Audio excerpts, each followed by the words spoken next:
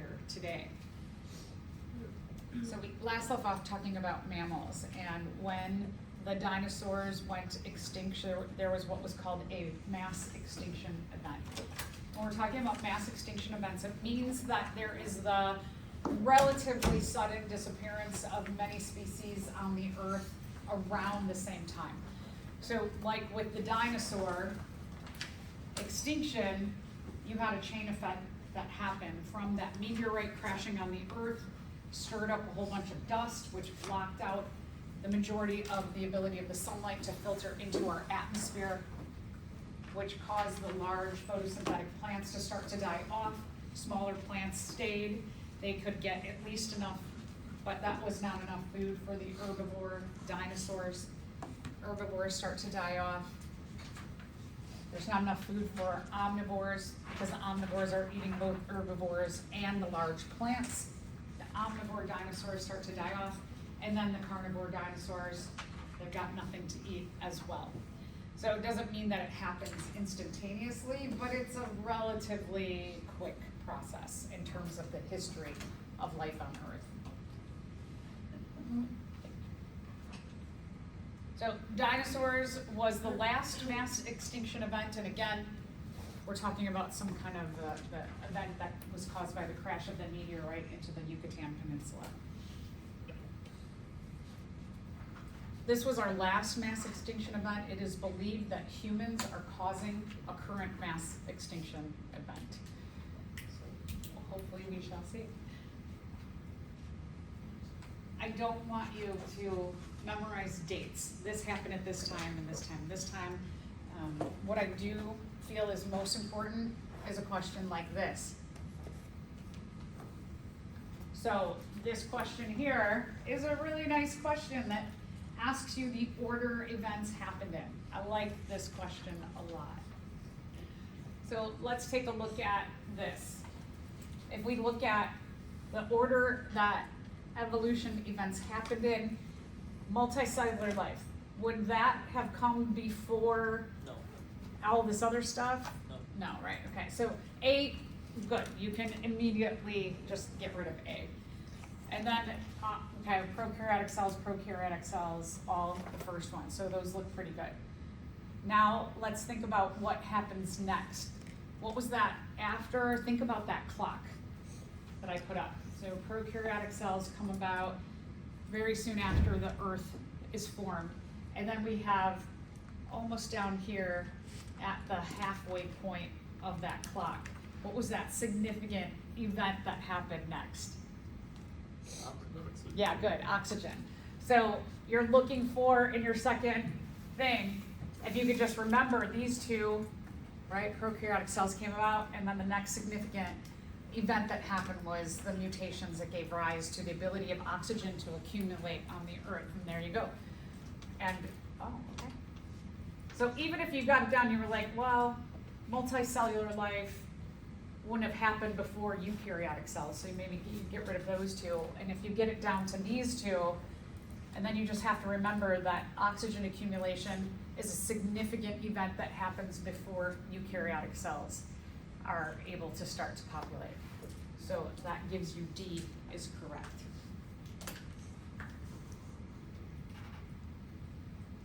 Climate change has always been happening on the Earth. And the change in climate, a large climate change event, has led to the 5 mass extinctions we have the history of in terms of life on Earth.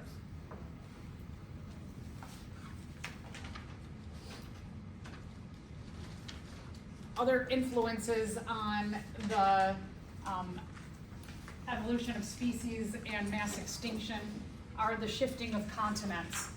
That as the continents moved, species moved and separated from one another. After a mass extinction event, you have what's called adaptive radiation. Adaptive sounds like adaptation. Remember that when we're talking about the term adaptation in evolution, what we mean is that species, they just happen to have the characteristics and traits from their genetics. They have mutations that maybe they were struggling to survive before, and now suddenly something happens, and they're like, hey, this environment suddenly, after this crazy thing that just happened, I'm doing a lot better. And that's what we call adaptive for adaptation. They already have those characteristics that match up with the environment to make their survival easier.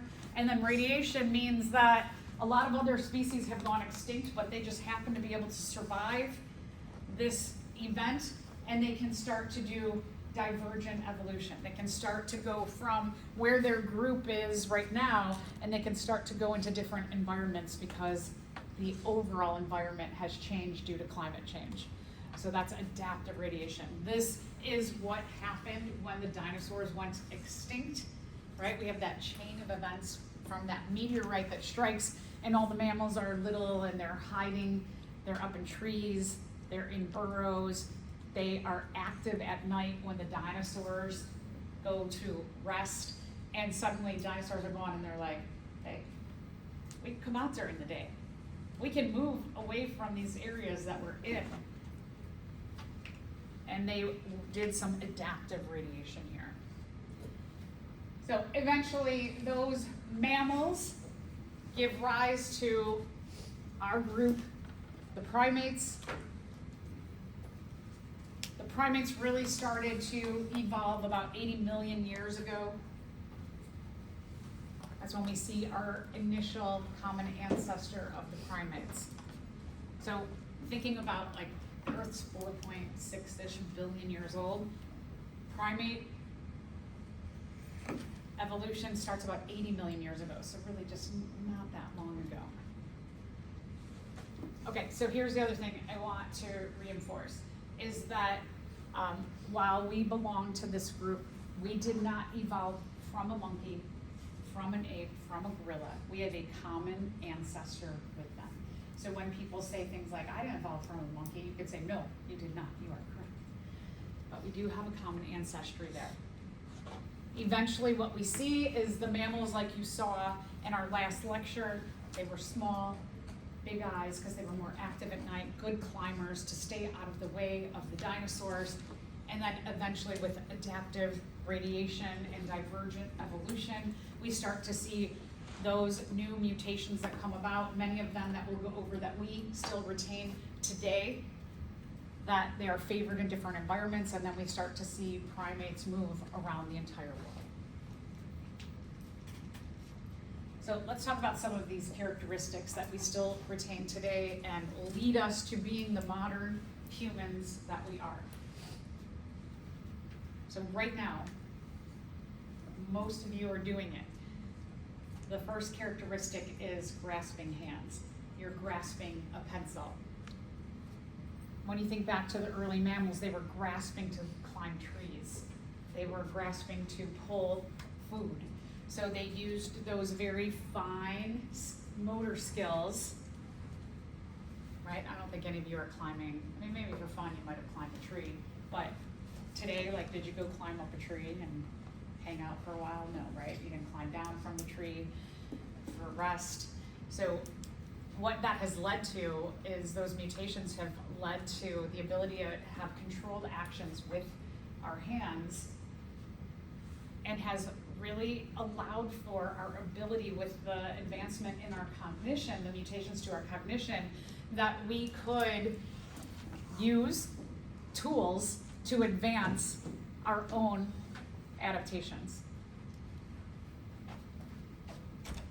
So like right now you're using it for precision. You're using it for writing. You'll use it for cutting your food to eat.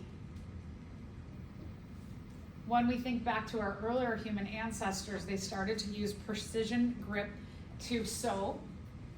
And so they could kill an animal and eat the meat of the animal, but then take the hide of the animal, and they could sew clothes.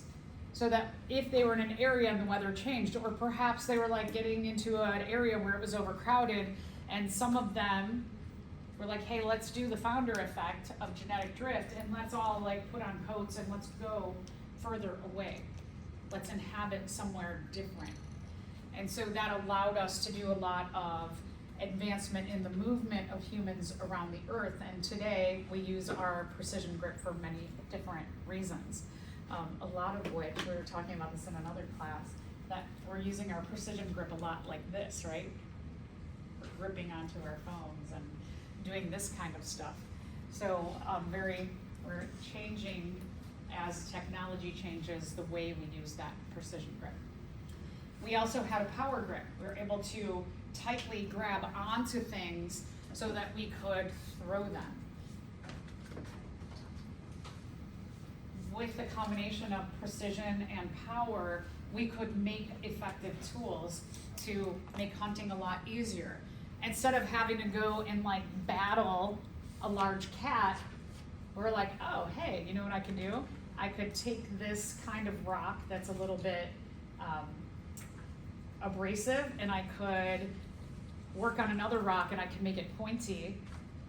And then I could take some vines and I could wrap that around and do a little bit of sewing onto a long stick, and I could make a spear that I could, instead of having to battle this animal, I could poke at it, right? So I don't have to get as close, it's not as dangerous. Or I could throw that spear, or I could make arrows. I could take rocks, I could make them pointy. So there's a lot of different mechanisms for tool use with the combination of these two to make hunting a lot easier, safer, and efficient. We also developed mutations to have better eyesight. Our eyes, from our ancestors, we had mutations where our eyes went from the sides of our head to now mutations where they started to move forward. And one of the benefits of having forward-facing eyes is that your eye field of vision has an overlap to it. So if you think about, if these are where your eyes are in the position of them on your head, your field of vision of your right eye and your left eye, they do some overlapping. And what that does for you, it allows you to see things where they actually exist. So with that overlapping field of vision, I know I can just, right, I can grab this here. As opposed to if my eyes were over here, I might think that this is further this way if I had one eye closed, right? If I close one eye, does it look like that? You know, if you look at something, does it look like it moves a little bit, right? Because you don't have with one eye or the eyes moving further and not having this field of vision overlapping, you don't get that preciseness of vision. Now, for us, I mean, you know, we just like pick up stuff a lot of times. We know where things exist, but it really helps us to see exactly you're driving and somebody swerves and you could just move just a little bit. You don't have to do a drastic swerve because you know, like, okay, they're close, but they're not that close. So it does help us in our survival in that way. For our tree navigating ancestors, that was really useful because when you are going from vine to vine through trees, you better know exactly where those vines exist so that you don't miss and you go flying down to the ground. That could kill you. So there were some great advantages there, but we use that quite differently, our overlapping field of vision. The other thing is that eventually we have mutations within the cells of our eyes to allow us to have color vision. Not all animals have color vision, and what that does is a number of things. One is that if you could see bananas, and certainly like in black and white, if we only could see black and white, it would be easy to see a dark banana, but a green banana and a yellow banana, maybe not so much. They might look very similar. So one thing is that with color vision, we could see when things are peak ripe, and we could get the best nutrients and taste out of them. You can also see like if something looks moldy, or it just looks weird, and we think, okay, I don't know if I want to eat that. If we had black and white vision, things like, for example, mushrooms that could have poison in them, being able to see a difference in color allows us to take notes on that thing and be like, that color variant, that's poisonous. This color variant makes you high. This color variant makes you feel good, but not high and not poisoned. So we were able to take notes and make distinctions on different species of things that could also harm us. And then we have mutations for this larger brain. Our brain size is really large in comparison to the rest of our body. Our skull size, you can see the real estate on the skull takes up a lot more than our eating parts of our skull. You can see the difference too with a gorilla, where it's bigger here, the eating parts, than the brain part. And so it probably, having cognition, gave us a lot of advantages of having color vision, being able to interpret things quickly in our environment to enhance our survival, so that we could be like, oh, something's running toward us, I should probably do something about that. Let me grab my spear, or let me run, or whatever it is that we could critically think right on the spot. We also eventually have community. And one of the things about the primate groups especially is that they are all known for forming communities, and in communities we can do things to cooperate together to enhance the survival, not just of ourselves, but of each other. And so when we look at animals, one of the things that we like to note about animals is, do they form groups, and do they work together, or do they live solo, and how that happens. So our, what we would call culture, develops from, again, mutations to our brain. It's interesting, most of the other primates do what's called grooming, and grooming, they go up to each other to form usually social bonds. It's very common in offspring and their parents, is that offspring, they'll pick through the fur of their parent, and they'll get out any parasites like ticks, for example, or fleas, and then they take them and they're like, a little snack. Can you imagine, and this is true of friendly individuals within a population, or the males might come and they groom the female, and they're like, look, I'm really good at picking parasites off of you, and dead skin and things like that, and eating them, and maybe even sharing your parasites with you.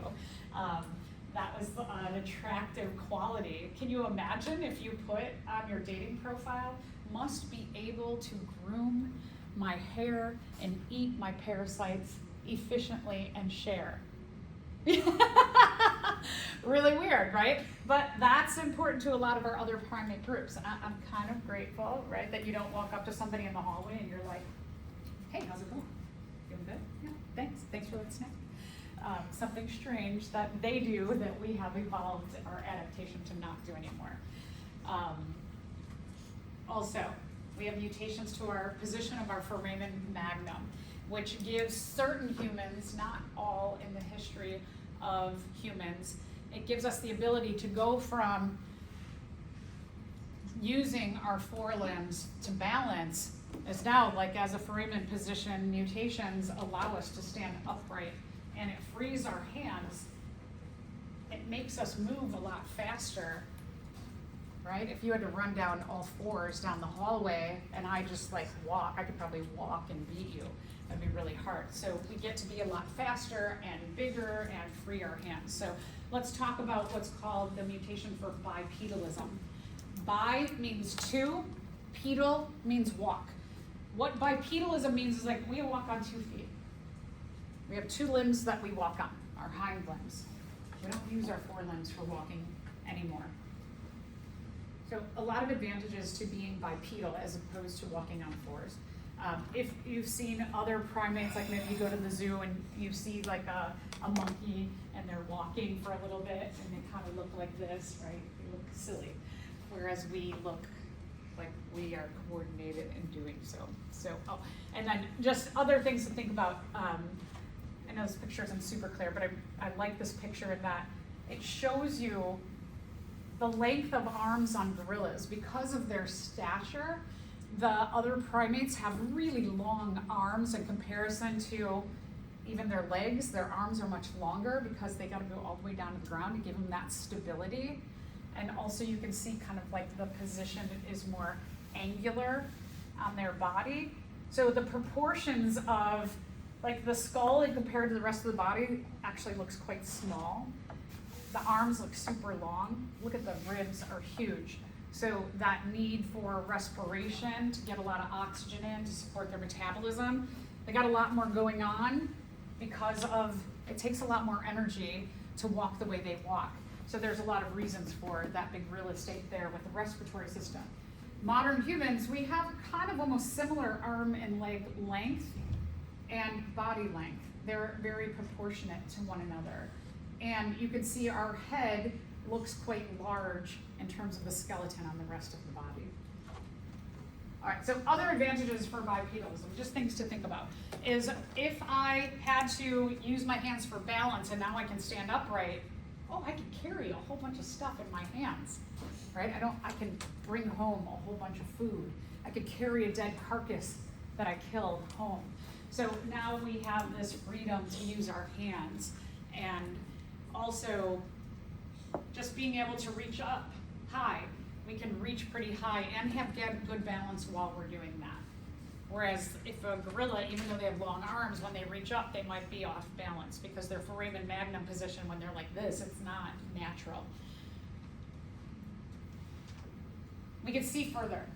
You stand up, you're taller, you can see. I can see the weather changing on the horizon. I can see if there's any danger, predators coming. I can see, oh, did my plants that I planted, did they start to produce fruit yet? So we can see a lot further. We can travel faster and further on 2 feet than 4. We can carry stuff as we travel. We can look out as we travel. So there's so many advantages to having our foramen magnum just underneath our skull. And a couple other, one, I think it's the last one I wanted to mention, is that this is common for bears to do. That if you're, let's say you go out hiking, you're out west and you're hiking, and then you see a bear, and the bear is walking, and the bear looks at you, and the bear tends to do this right away. Does that look much scarier than the bear just kind of, right? And so one of the other things that happens with us is that having our arms free and being bipedal, we look larger, and then we can also do this, and we look even larger. So it gives us that advantage of appearing much larger than we actually are. So a little bit about culture. Like I said, that we look at, especially animals with having social systems and culture. We are able to share tips and ideas how to use tools and make tools better. Certainly we can come up with good ideas on our own, but isn't it great when you can like bounce ideas off other people and they take your idea and they make it a little bit better? Or they give you a perspective that you're like, oh, I should totally change it to this. So having that culture, it allows tool use to go from just kind of like ideas we might have to expanding into the community and helping each other to make better and better and better tools. Eventually getting us to an industrial revolution where it really starts to rock and roll in terms of tool use. And so all these other things that we have culture around, we have culture around food gatherings, how we make food, how we socialize around food, how we get food. We could go to other regions, we could work together and figure out things like, hey, this is a better sewing method to make better clothes, or this animal provides an actual thicker hide to make better clothing. So we bounce a lot of those ideas off of each other. And so in general, when we're talking about culture at its base, we're looking at survival mechanisms. How can we use each other to survive better? And then also reproduction. Thinking about in our society, oh, that one over there has the best traits given the current environment. And you know, people talk about those kind of things as well. So we also have the ability to work in groups where someone could say, hey, I know you all want to go and gather fruits and vegetables and nuts and seeds and grains, and you want to go hunt meat. I'll stay home and I'll watch the kids of 4 families. And so then they could divvy up the jobs after the post-reproduction happens. Okay, is that an ape or a human? Okay, good. So that is definitely an ape skull. Let's talk about how humans evolved. Humans are in a group that initiated from Africa called the hominins. not just us as modern humans, but it's all the extinct, what we call species that make up other ancient humans. A lot of this data changes from year to year. As new discoveries are made, great advancements that we have with the ability to extract DNA from fossils, or just to create full human skeletons, we see the changes in what we learn about human evolution. So we see that humans and apes diverged from one another. There were enough mutations that isolated each of them as individual species. Speciation occurs about 5 to 8 million years ago. Now we're down to the millions. We're just talking about the single number of millions when we're looking at human evolution, as opposed to talking about the Earth at 4.6-ish billion years. So humans and our ancestors were so young on the Earth. One of the first human ancestors is called Sahelanthropus triticus, Tigentus, and then so here's the thing about Sahelanthropus. Sahelanthropus is still using their front limbs for balance. They are not completely upright yet. They're little, and they have a lot of fur on their body. They have big still jaw, smaller brain cavity. They look more ape-like than they do human-like. Ardipithecus. Ardipithecus was about a couple million years later after Sahelanthropus. Again, we have some isolation happening, genetic drift.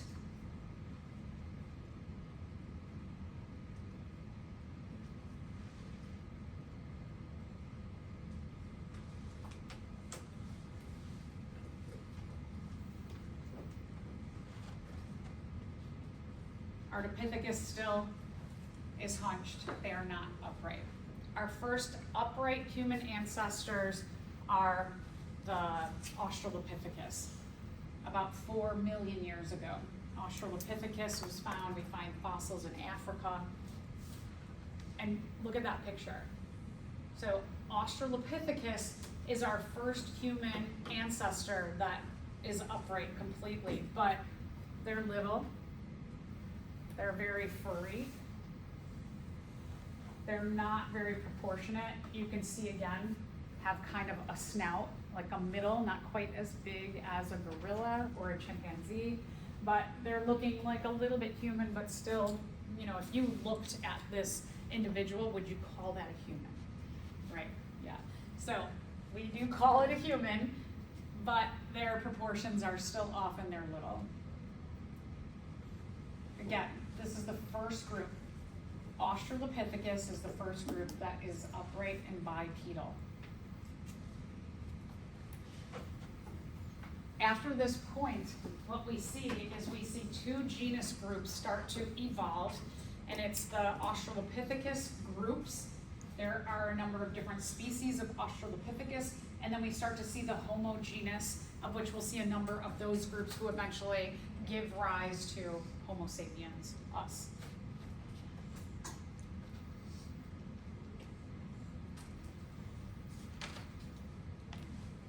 Eventually, the Australopithecus genus, everybody dies off.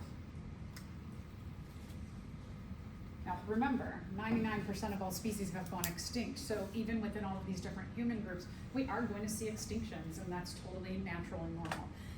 Why they went extinct, there's a lot of hypotheses about that. Perhaps there was a virus that came along, or a bacterium, and infected everybody. Could have been like a mass extinction event of like a hurricane or something, wipes everybody out because they live in the same area. So there's a lot of, we have to still investigate the whys about all of this. But eventually with humans, the Homo genus, it drives us to where we are today. Again, numbers I don't really care about. Orders are more important here. So about 2.5 million years ago, we have a common ancestor with the Australopithecus that gives rise to the Homo genus. The naming of these groups is based on what kind of other fossils did they find, other things did they find around these skeletons. And so, for example, the Homo habilis, they called a handyman because they had a lot of tools. that the tool use was obvious from just the other artifacts that were left behind around the skeletons. So, little thing about the scientific name. One of the things that we'll get to next week is what is a scientific name composed of? It's composed of a genus name and a species name. So it's what we call a binomial system of nomenclature. For example, if we take a look at the way I've written Homo habilis, is that you capitalize the genus name and you lowercase the species name. You also may notice that in comparison to other words on the page, that anytime I'm talking about a species or a genus, a taxonomy, which we'll get to again next week, a naming in the scientific manner, that it is italicized. You can see Australopithecus is in italics, and so is Homo habilis. Now, if you're writing like a paper or you're doing something on a lab and you're referring to a species, the first time you note that species, you will use its full genus and species name. The second time you're talking about that species, you can shorten the genus name to just the first letter, make it stays as a capital, put a period, and then put the species name. So that once you refer to the genus name, you can shorten that species name, the whole species name down. All right, so a little bit about as we're going toward humans in the Homo genus as opposed to the Australopithecus genus, is that the body and brain are getting larger. As we get closer and closer to us, we retain less and less of those ape-like characteristics. I mean, clearly today, right, we don't have fur. Our legs and arms are getting more proportionate. We don't need to have those long, lanky arms anymore. They're not favored in the environment. Another species from the Homo genus is Homo ergaster. Limbs are getting a little bit, it's getting favored to have not as long limbs. We see that in Homo ergaster.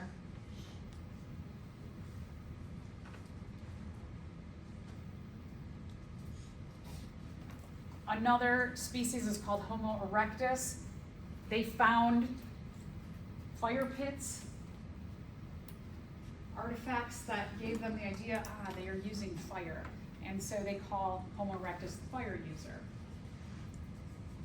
They believe with the ability to use fire, this was the first group that was able to get out of the warm environment that we see on the continent of Africa and move into other places in the world. Homo ergaster, one of our relatives, gives rise to Homo heidelbergensis. Homo heidelbergensis gives rise to two groups, Homo neanderthalensis and Homo sapiens, us.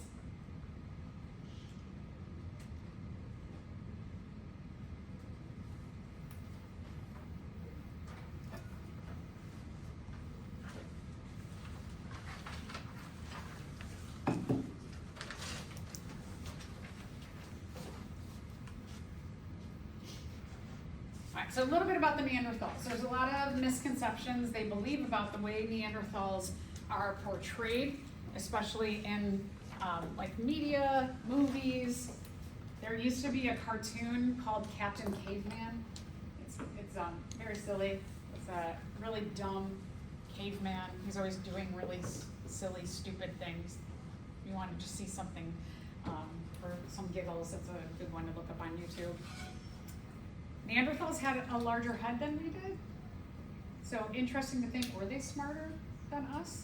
And then people say, well, they can't be smarter because they died off. But, you know, extinction is normal. Extinction can happen from just like some weird chance event. So that's not necessarily maybe a good hypothesis as to why they went extinct. We typically call them cavemen. They lived culturally, they used caves as their home. They used to think that they were the same species as us, that we were actually subspecies of a species, kind of like dogs are all subspecies of one main group. Dog breeds are subspecies. They used to think that we were subspecies together with the Neanderthals, but they believe now that we are our own individual species. However, I just heard something and a podcast. I like to listen to Science Friday. It's a really great podcast. It gives you about 20 minutes of information about discoveries that are happening. It's really cool. I highly recommend it. It's a pretty fun podcast. But somebody had said something, they were talking about human evolution and how they're saw some crossbreeding between humans and Neanderthals, and I was like, wait, what? Wait, I thought they were different species. I thought they couldn't crossbreed. So I don't know. A lot changes with human evolution. Anyway, they were found mostly in Europe, but Homo sapiens were found in the same areas. So we do know that in some areas, humans and Neanderthals lived together. Their skull also had these weird bony projections. Similar to what, if you look in the lab at the gorilla, especially today, focus on that, you'll see some of the other primates have these ridges on the top of their head, which I think are like really good for headbutting. That would hurt, right, if you had this like mohawk bone up here. But they had all kinds of cultural, based on the artifacts that they find around the Neanderthal skeletons, is they find they have a lot of cultural practices just like we do. So they're still trying to figure out how and why they went extinct. So let's talk about the general trend when we're looking at the Homo genus. Going from our Australopithecus or our Sahelanthropus ancestors, we see the movement to get to the Homo genus and mutations that occur that show us having a bigger body size. Definitely bigger brain cavity. Our brains get bigger.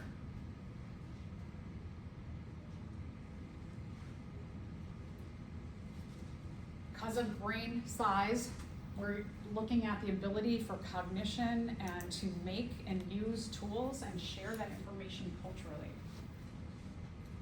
And then we just kind of look less hairy. Our face gets much flatter. Proportionate body. And so we see that trend.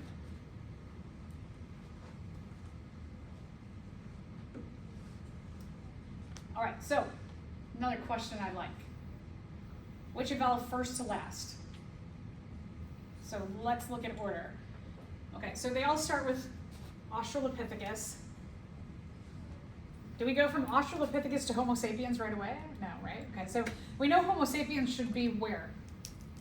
Last, good. Okay, so you're looking for, if you could remember, like in this list, Australopithecus was our first, Homo sapiens would be last, so get rid of that one. Australopithecus, okay, that one maybe, and then, nope. So we can eliminate D and A, right? So we get rid of those.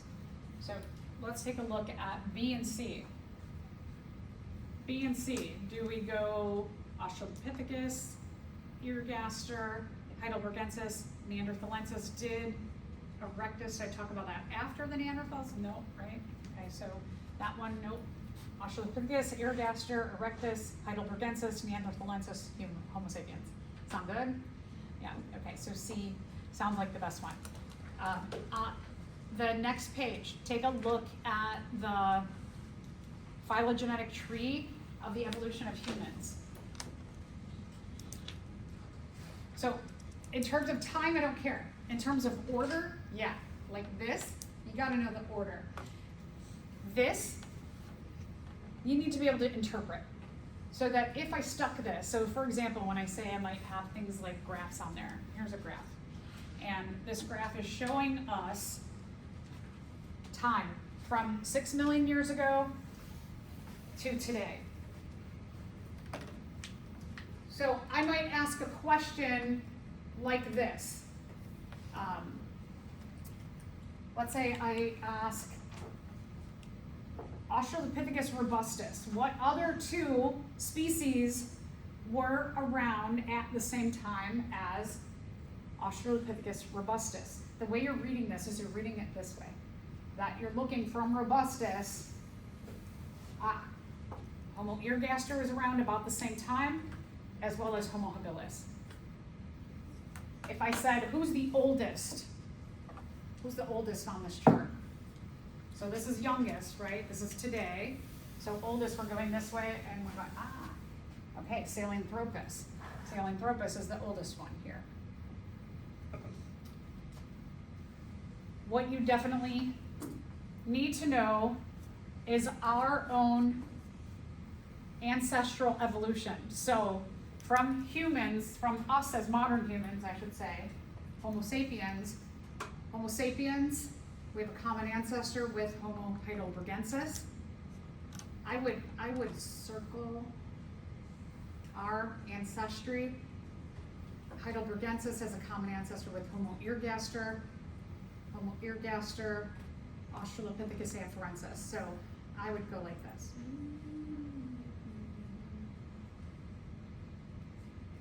So that you know where we came from.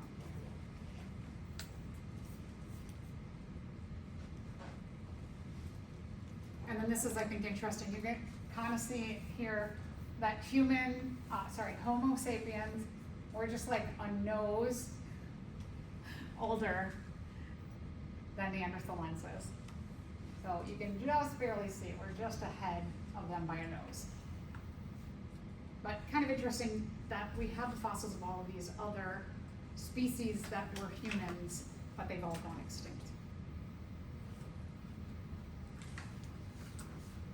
So we're going to shift gears. We're going to talk about fungus because we're going to do a lab on fungi today.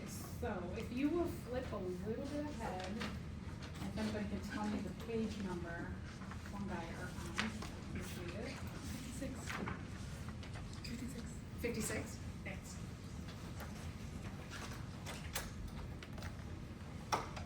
Yeah, 56. Oh, that's fine. Sometimes the pad ones are. Okay, now let's go ahead. I guess we're kind of long.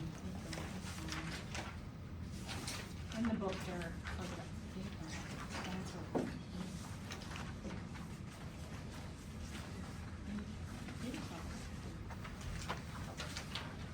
I think they're after protists. No, I think they're in front of protists.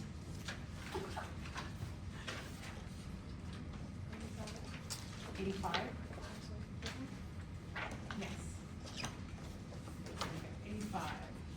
85. So in the book, 85, page 85. Thank you. Okay, so a little bit about fungi. The fungus group, there's a lot of diversity to it. It's not just like what you might think of as like a pizza mushroom or just mold. We're going to see the fungus do all kinds of crazy and amazing things. Fungus, one of the big jobs that they do in their ecosystems is that they decompose other species. So we're getting there. What we will see happen in our area of the world, a lot of the trees that we have are deciduous, which means that they kind of go into a slowed down phase over the winter when conditions are not optimal for their survival. And so they drop their leaves, right? Okay, so all the leaves that are dropped, where do they go? We have the fungus group of decomposers. We also have bacterial groups of decomposers. But what they're doing over the wintertime is they're breaking down all of that matter. A few features about fungus. They are a larger organism. They are multicellular. They are not unicellular.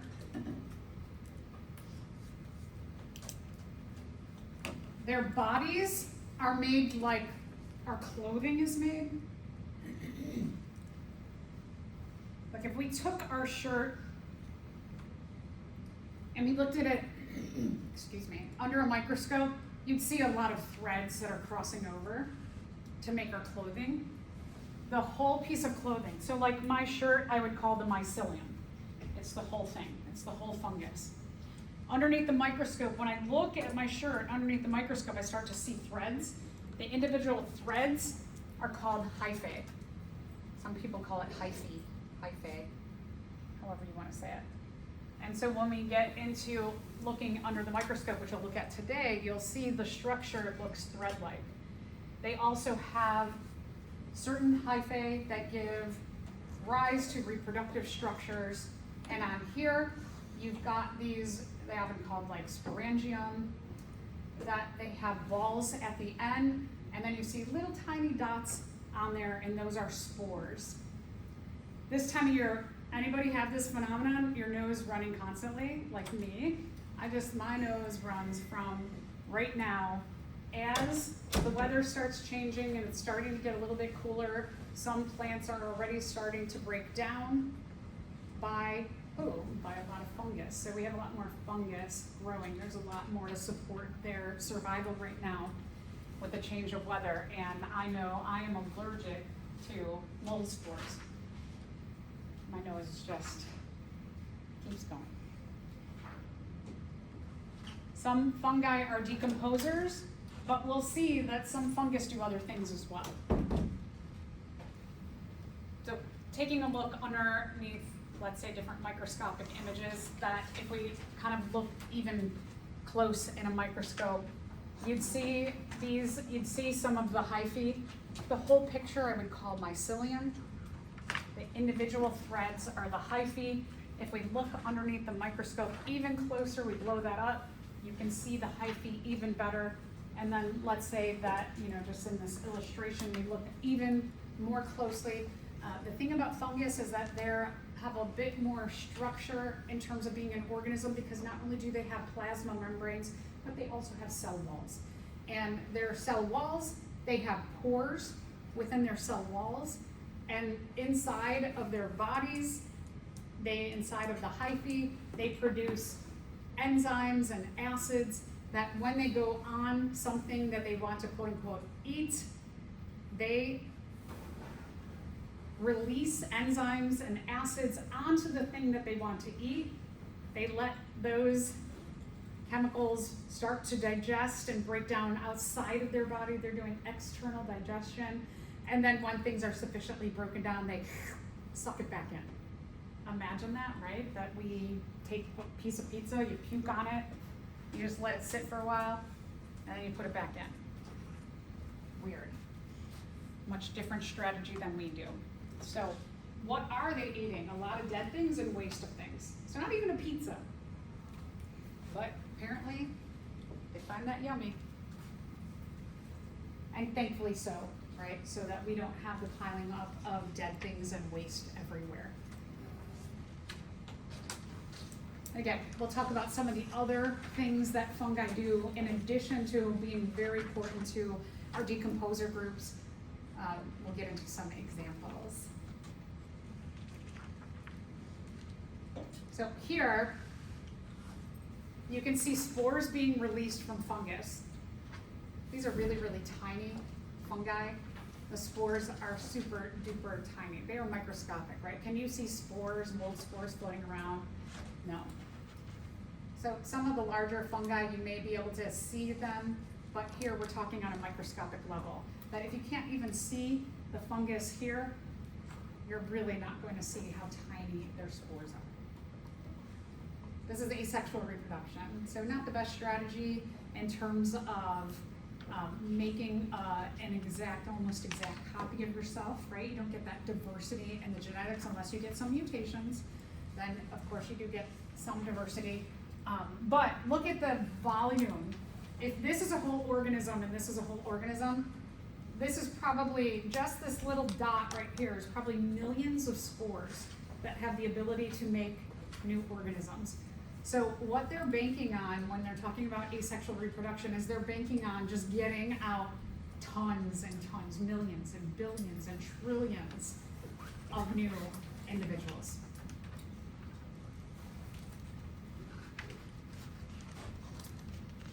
The bodies of a fungus are called a fruiting body.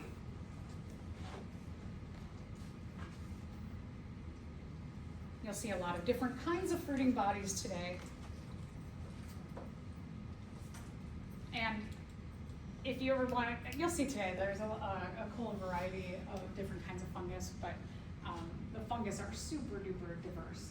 And even when you get into the world of mushrooms and culinary, there's just like a lot of really great flavors that can come from them.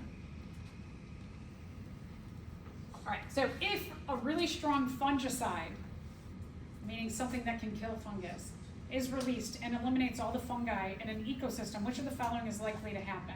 Would it improve the growth of plant species with no fungus? I mean, we haven't quite talked about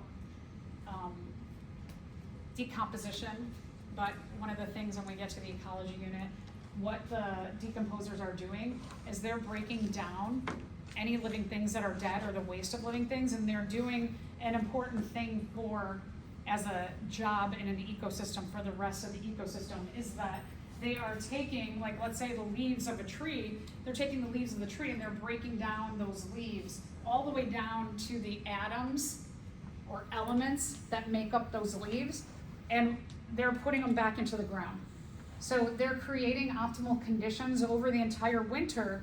They're adding to the soil new nutrients or carbons and hydrogens, new elements, so that in the spring, when it starts to get warmer and sunnier and we get a lot of rain, the plants have a lot of nutrients now that are left or made or recycled, I should say, by the decomposers, that in the spring when there's optimal conditions, then the trees can put their leaves back on.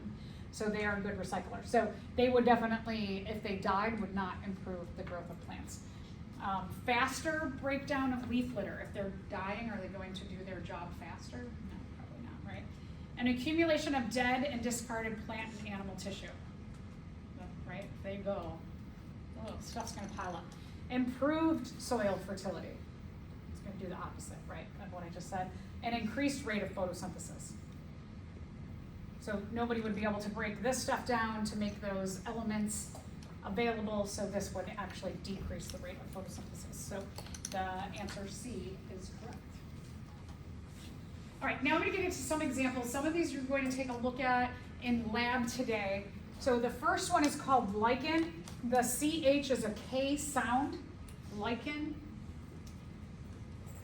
Lichen is a symbiotic relationship. It's not one organism, but this is kind of like the idea of lichen is two organisms living together for a long extended period of time. That's what we mean by symbiosis. So the lichen, it is a photosynthetic algae or bacteria that live inside of a fungus. You're going to take a look at the slide of this today. Now this is a nice slide because they didn't color it.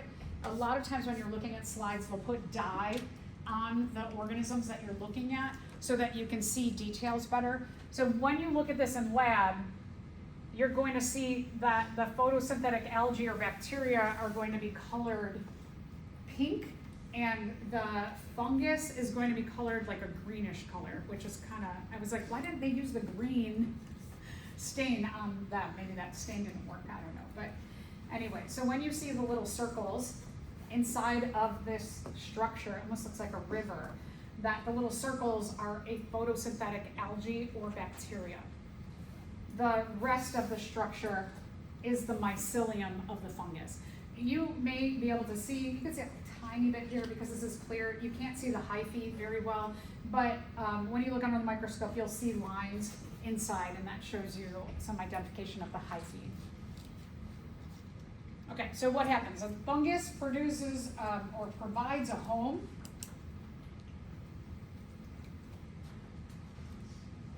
for the algae or the bacteria.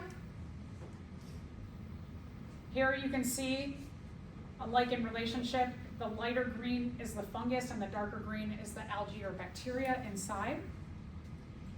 And then in return, the algae and bacteria, they undergo photosynthesis and they take some of that energy that they produce for themselves, but then they give a supply of that energy to their fungus host. It kind of is similar, like analogous to the endosymbiont theory, that if you have something photosynthetic living inside of you, they can provide you with a lot of energy without you having to go and get it. Here's another one. It's called mycorrhiza. Mycorrhiza. It's a long, crazy name. Mycorrhiza. Mycorrhiza is another symbiotic relationship between plants and fungus.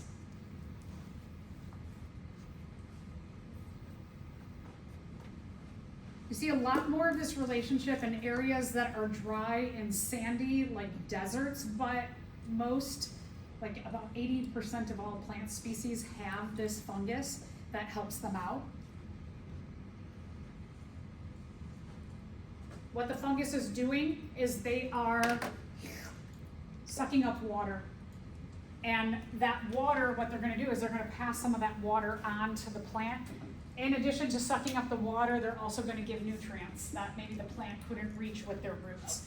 And so they're adding extra nutrients like carbons and hydrogens, oxygen, nitrogens, all of that. They're giving that to the plant, helps the plant to grow, make fruit, flowers, seeds. And then also, in return, then what's happening is the plant is photosynthesizing, and any extra sugars that they make travels down part of their vascular system, down a tube through their body called phloem, and when they get to the roots, any extra sugars, they release them into the soil, and the fungus can take up that sugar and that food. So they have that nice little relationship together, that back and forth. Oh, we haven't gotten to plants yet. So as I mentioned, plants, they transport sugar via what's called the phloem. The pH is an F sound. Usually I do plants before, but I wanted to stay on track with lab today.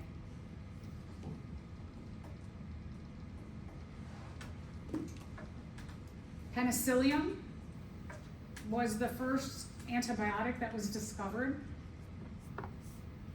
It is produced by this mold, Penicillium.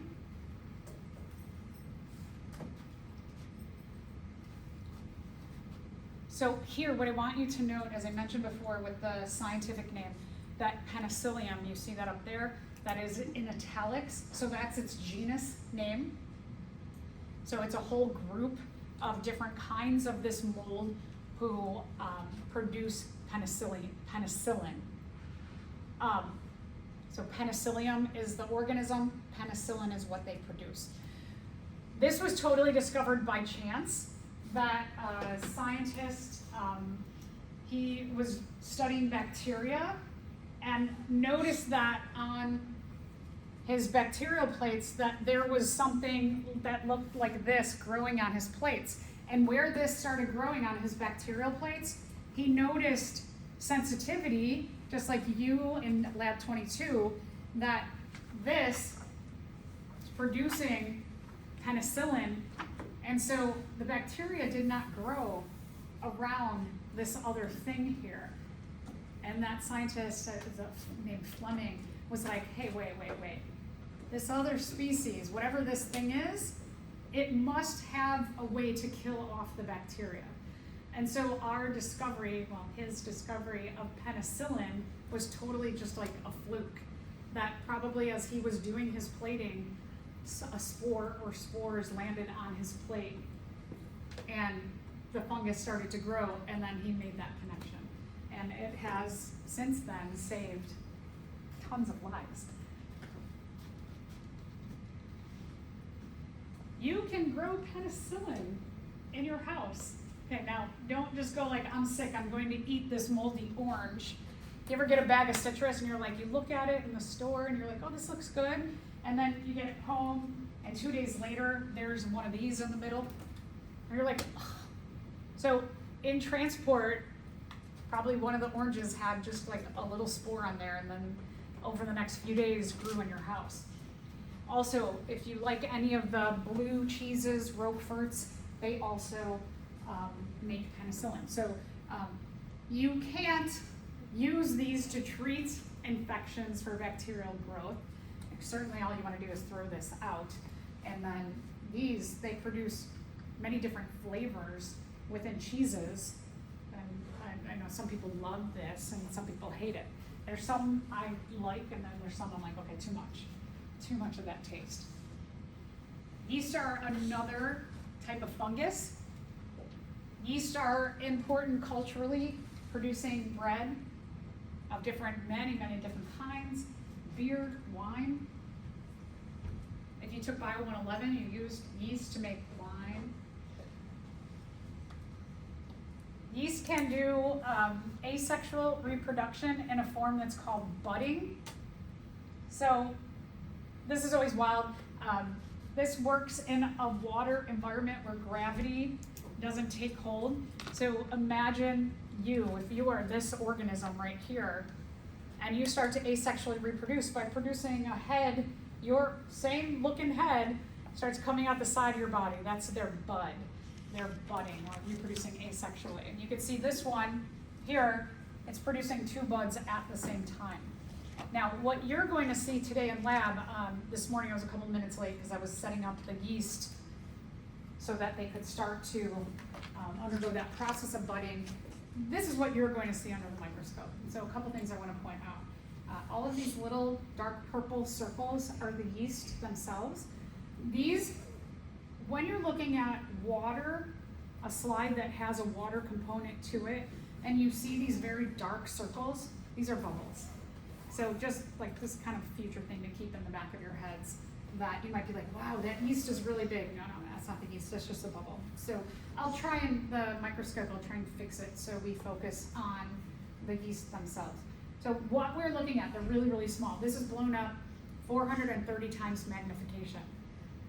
So they're really, really tiny. And so what you're looking for is you're looking for this process underneath the microscope in a really small scale. So like for example, I just saw one. So this one right here, see that little tiny circle coming off the end of it? That's its bud. So I can see that this one here, right there, is undergoing budding. I also could see like faintly this one that's lighter has a bud on each side, very similar to that. So we're looking for just like a little circle coming off of a larger circle. This is a fungus called Pilobolus. Pilobolus is called cap-throwing fungus because they have little hats. This is a great time of year to find them if you go for hikes in the forest and you look at logs that have fallen. Sometimes you can see a whole bunch of these. They're really small. They could be millimeters to centimeters, so they're not super big. What they have in their little hats is an accumulation of their spores. So they go through a process to release spores in clouds. They throw their caps and release their spores. It's called puffing because people figured out that when they see them in the state where they've got their full caps on, if you go and you give them a puff, that stimulation may cause them to explode their caps. So it's kind of a fun exercise. If you're into hiking, we got some great hiking trails around here. They're so gross though. So they like to, part of their life cycle is that they end up getting eaten by another species. Imagine that part of our reproductive cycle is that we have to get our offspring into another species who then poops out our offspring, and our offspring grow in their poop in their early phase of development. That's crazy. So here's what happens, is that in order to get eaten, so they start off life in poop of like an elk or a deer type animal, and as they start growing, on that poop, and you saw in that original picture that they look like a long skinny stalk and then a bulb and then a little hat. And what they're doing is from the feces they're absorbing water, and they're creating a water pressure in their body to a point that they're producing spores in that hat, and then they're sucking up enough water so that their cell walls on their hat explode by the water pressure. The other thing that they do is, so remember, they're sitting in feces when they're doing this. The other thing that their strategy is that they have, so here, this is good, I'm a picture. They are photoreactive, and what that means is that you could see all of their little heads are facing in the same direction, that they have in their DNA a behavior that programs them in this phase of their life to bend toward the brightest place. And so they're all heading their heads toward the sun, so that when their little caps explode from the feces, that it goes hopefully onto something photosynthetic like grass.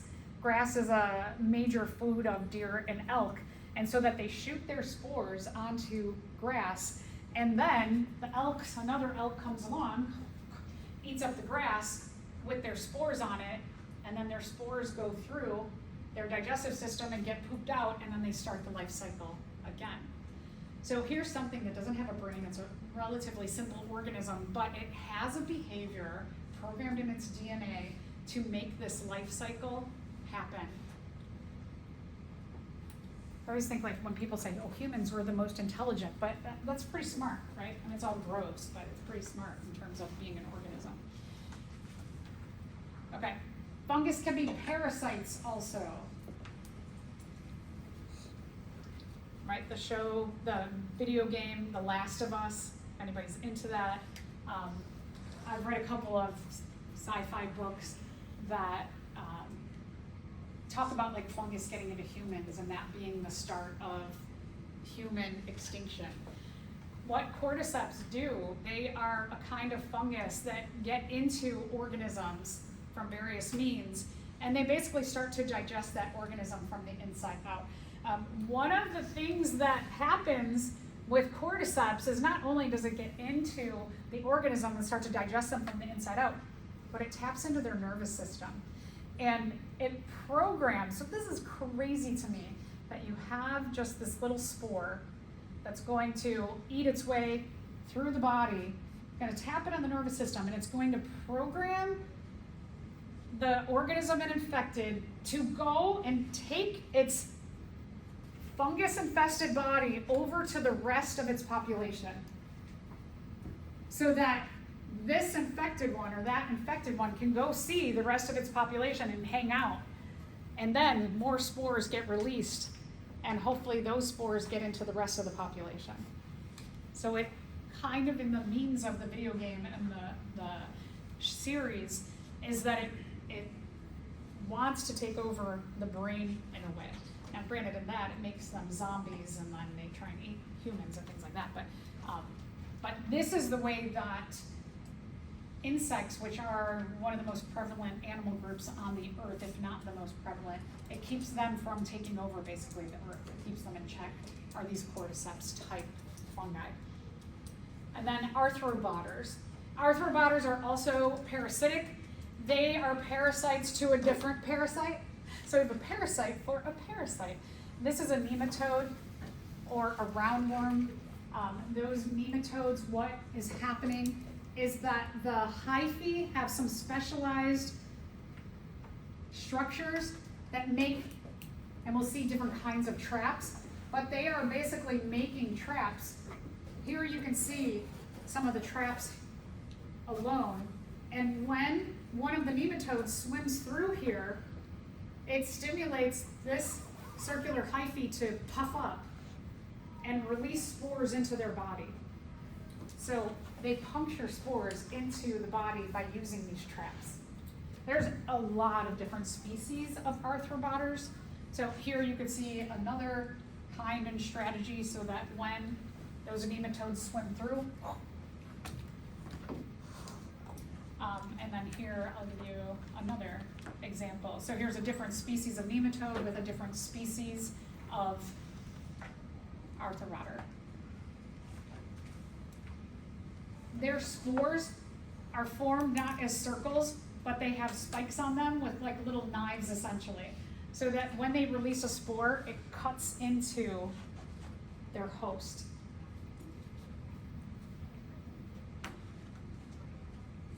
So it's kind of similar in the way that cordyceps works, but with the different groups of species. and then here's another one. There's another species of nematode, another species of arthropods.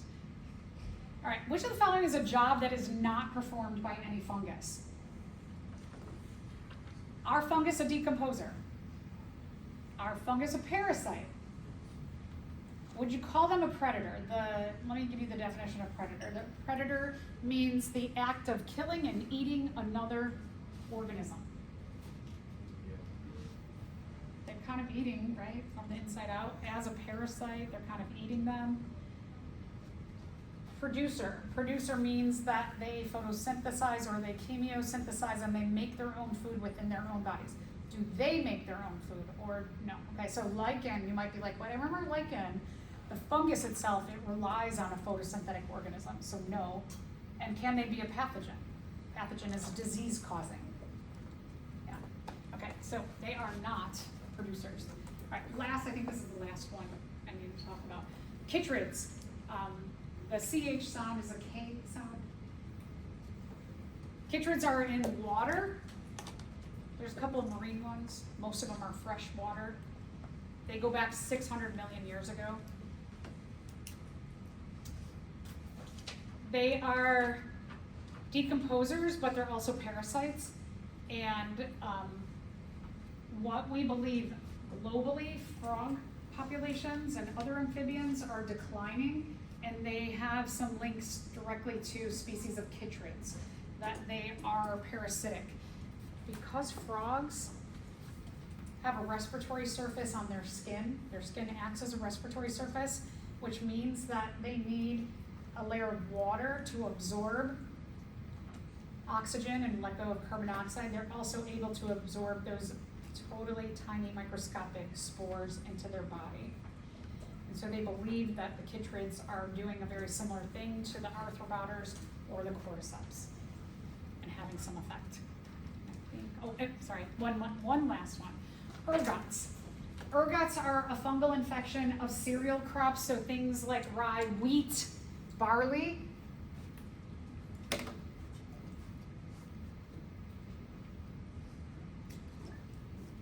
So a couple of the effects of this. One, that the crops don't grow as well. Two is that they produce a toxin. The toxin, if we don't have proper inspection on our wheat, barley, other cereal crops, then that could get into our food system. It's very dangerous. So farmers who grow this stuff have to really look for, this is the fungus that's coming out of that wheat. The toxin is lethal, but also causes hallucinations.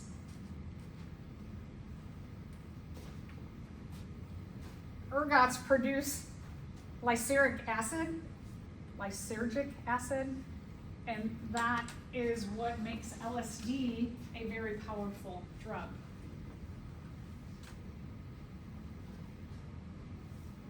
However, it's not just like I can eat that and I get high. You could die. You could get convulsions, gangrene. Also, cows who eat these kind of cereal crops, it could spoil whole milk production in other farms. So this one's pretty serious. Okay, I'm going to stop there. All right, stop there. All right, so